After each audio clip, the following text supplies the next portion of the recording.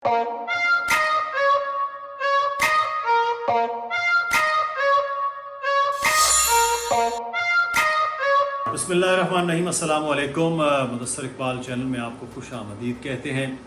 नाज़रीन, दुनिया भर की जो हुकूमतें होती हैं वो लोगों के लिए आसानियाँ पैदा करती हैं कि जो वहाँ के शहरी रहते हैं उनके लिए ज़्यादा से ज़्यादा सहूलियात हों, उनके लिए इस तरह की मुश्किलात ना हों कि वो परेशान हो जाएं। लेकिन पाकिस्तान वो शायद दुनिया का चंद ममालिक में या वाहिद मुल्क कह सकते हैं जो अपने मुल्क में रहने वालों के लिए रोज़ाना एक नई मुश्किल खड़ी कर देता है, और जो मुश्किल पैदा होती है उसके असरात बड़े लंबे चलते हैं। लेकिन आज की वीडियो में हम ओवरसीज़ के हवाले से बात करने लगे हैं। ओवरसीज़ हमेशा ऐसे तरक्की पजीर ममालिक, आप इंडिया की मिसाल ले लेते हैं, हमारे बिल्कुल साथ हैं। वहाँ जो लोग ओवरसीज़ हैं, जो वहाँ चाहे बहुत बड़े किसी ओहदे पर मौजूद हैं, डॉक्टर्स हैं, इंजीनियर्स हैं, टेक्नीशियंस हैं, या कोई मजदूर है, किसी भी तरह के जो ओवरसीज़ हैं वो बाहर रहते हैं, उनकी बड़ी कदर की जाती है। मैं इसलिए मिसाल दे रहा हूँ कि हमारा खित्ता एक, ज़बान एक, कल्चर एक, मिलता जुलता है, तो यहाँ इसलिए वहाँ बहुत कदर की जाती है। अब पाकिस्तान में इसके बिल्कुल बरअक्स है कि ओवरसीज़ पाकिस्तानी बाहर मौजूद हैं, ना तो उनके वोट का हक है। ओवरसीज़ बाहर मौजूद हैं, उनको आते हैं, यहाँ कस्टम ने पकड़ा, FBI ने पकड़ा, फलां ने पकड़ा, वो बेचारे वहाँ पर काम कर रहे होते हैं, रेमिटेंस यहाँ भेज रहे होते हैं, पाकिस्तान में वो इन्वेस्टमेंट कर रहे होते हैं, यहाँ प्रॉपर्टी ख़रीद रहे होते हैं, सब कुछ करते हैं। क्यों? क्योंकि बाहर रहकर भी ओवरसीज़ पाकिस्तानियों का पाकिस्तान जो अंदर से है ना वो और ज़्यादा मजबूत हो जाता है। यहाँ तो शायद हम जैसे उतनी पाकिस्तान से मोहब्बत न करें, जब बाहर जाते हैं तो वो कहते हैं ना कि माँ से भी मोहब्बत और धरती माँ से भी मोहब्बत वो बहुत ज़्यादा हो जाती है। लेकिन होना तो ये चाहिए, जो बाहर से पैसा आ रहा है वो उसके ऊपर कुछ ना कुछ उनको रिलीफ मिले। With the passage of time आप सिस्टम को ठीक करते हैं, बिल्कुल होना चाहिए। जो बाहर मौजूद हैं वो भी कौमी धारे में आने चाहिए, वो भी उनके लिए भी आसानी हो। लेकिन अगर हुकूमतें ये चाहती हैं कि बाहर से पैसा आए इस मुल्क में, अगर डॉलर्स आएंगे तो यहाँ की इकॉनमी बेहतर होगी, रेमिटेंस आएंगे तो यहाँ के आपका जो करंट अकाउंट का डेफिसिट हो रहा है उसको बैलेंस वो कर पाएंगे, आपके रिजर्व बढ़ेंगे। लेकिन इस हुकूमत में कुछ और ही मामला चलते हैं। बहरहाल मैंने माजी में इमरान खान के दौर में देखा ओवरसीज़ के लिए बड़ी सहूलियात थी, और ओवरसीज़ भी पाकिस्तान के साथ ना इस तरह से यूं गए, ये ऐसे मजबूत हो गए, जुड़ गए, और फिर उसके बाद पैसा भी बड़ा आ रहा है, आकर पाकिस्तान में इन्वेस्टमेंट कर रहे हैं डिफरेंट चीज़ों में। रियल स्टेट में बहुत ज़्यादा इन्वेस्टमेंट की गई, लोगों को बड़ा फ़ायदा भी हुआ उससे, जो बाहर से लोग आ रहे हैं। अब बहुत सी वजूहात हैं कि ओवरसीज़ पाकिस्तान में इन्वेस्टमेंट भी नहीं कर रहे। उनमें टैक्सेस के मामलात हैं, उनमें मसाइल हो गए हैं कि यहाँ उस तरह रिटर्न नहीं मिल रहा।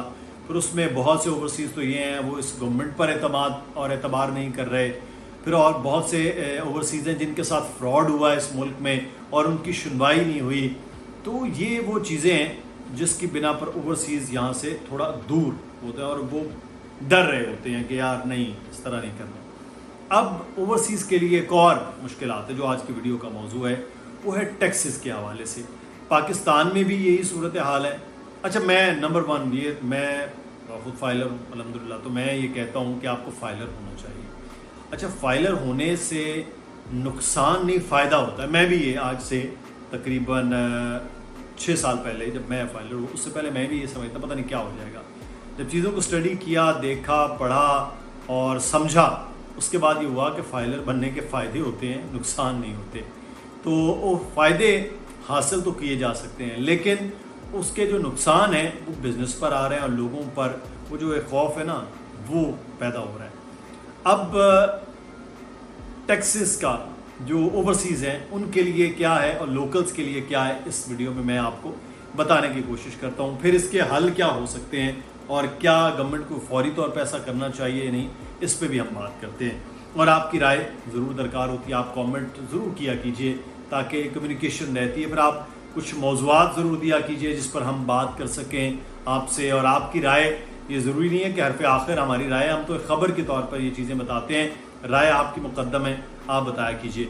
تو جناب فائلر اور نان فائلر کا اور بائر اور سیلر کا جو ایک ڈفرنس ماضی میں تھا اب وہ کیا ہے، اب کیسے ہوگا، ہم سب سے پہلے اوورسیز کے حوالے سے بات کر لیتے ہیں۔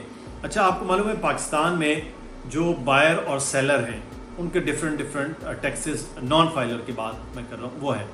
اچھا اس میں جو بائر ہے اس کے لیے 3% جو ہے وہ ٹیکس تھا، 3% وہ ٹیکس ہے اگر آپ بائر ہیں کسی بھی طرح سے اور فائلر ہیں، اور اگر آپ سیلر ہیں تو بھی فائلر کے لیے 3% ہے، یعنی دونوں صورتوں میں آپ نے صرف 3% ٹیکس دینا ہے جب بحریہ ٹاؤن میں آپ پراپرٹی لیتے ہیں۔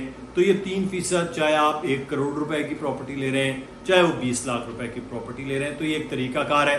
اوورسیز پاکستانی اگر فائلر تھے یا نان فائلر تھے دونوں صورتوں میں، تو اب فائلر کے لیے تو 3% ہے، جس کے بعد نائکاپ ہے وہاں اس کو فائلر تصور کیا جاتا تھا۔ آپ کے پاس نائکاپ ہے، آپ فائلر ہیں جو باہر موجود ہے، لیکن اب چیزیں یہاں پر چینج کر دی گئی ہیں۔ میں پہلے آپ کو ریٹ بتا دوں پھر اس کے بعد میں بتاتا ہوں کہ پاکستان میں اب فائلر اور نان فائلر کو الگ الگ کیوں کر دیا گیا جو اوورسیز ہے۔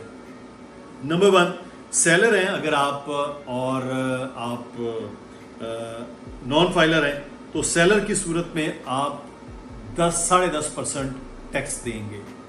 نان فائلر اگر پاکستان میں آپ رجسٹرڈ نہیں ہیں، آپ ٹیکس ریٹرن نہیں بھرتے ہیں پاکستان کے حوالے سے، تو آپ کے لیے 10.5% کا ٹیکس دینا پڑے گا، جو بہت بڑی اماؤنٹ ہے۔ کہاں فائلر ہو کے 3%، کہاں نان فائلر ہو کے 10.5%۔ تو یہ نمبر 1 یہیں پر آپ دائرہ لگا لیجئے کہ یہ ایک بڑی وجہ ہے کہ یہاں پر لوگ وہ اب انویسٹمنٹ پوائنٹ آف ویو سے جو ہیں وہ رک گئے ہیں کہ یار یہ کیا ہوا ہے، ہم تو پاکستان میں انویسٹمنٹ کر رہے ہیں تو ہمارے ساتھ کیا ہوا، اس پہ ہم بات کرتے ہیں۔ اچھا اگر آپ سیلر ہیں تو سیلر کی صورت میں آپ کو 6% ٹیکس دینا ہوگا۔ یہ اب پہلے پاکستان میں صرف تھا۔ اچھا پاکستانیوں کا یہی تھا کہ اگر آپ فائلر ہیں تو 3% بائر ہیں، سیلر ہیں، دونوں صورتوں میں۔ اگر آپ بائر ہیں تو پھر آپ کو 10.5% جو 10% کا وہ ٹیکس دینا پڑے گا نان فائلر کی صورت میں، اور اگر آپ سیلر ہیں تو آپ کو 6% دینا پڑے گا۔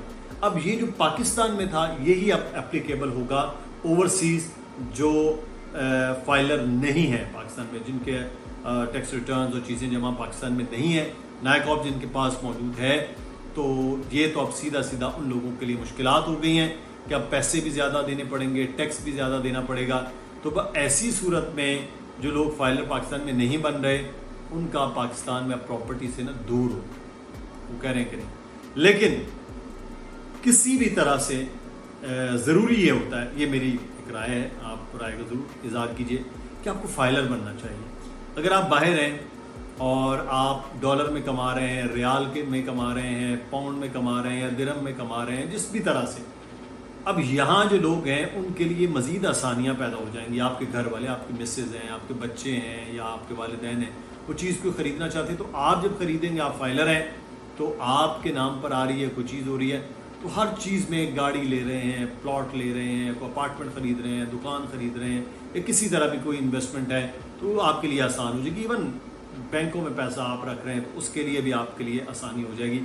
تو یہ ایک معاملہ ہے، لیکن میں یہ کہوں گا کہ ایک دم سے یہ جو ایسے گھمایا ہے نا گورنمنٹ نے، یہ نہیں کرنا چاہیے تھا۔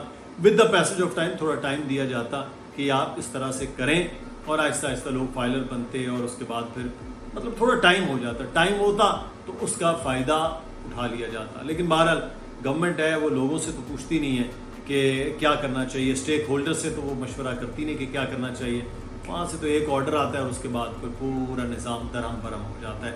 تو اس معاملے میں پراپرٹی پر بڑا اثر آیا ہے، لوگوں کا جو اعتماد ہے وہ بڑا شیک ہوا ہے کہ یار یہ کیا ہوا ہے، نئے سے نئے ٹیکس ہیں اور اب مزید یہ والی چیزیں ہو گئی ہیں۔ اوورسیز کے حوالے سے بات کر رہا ہوں، تو اپنا خیال رکھیے گا، آپ کی رائے کیا ہے وہ ضرور بتائیے گا۔ اللہ حافظ۔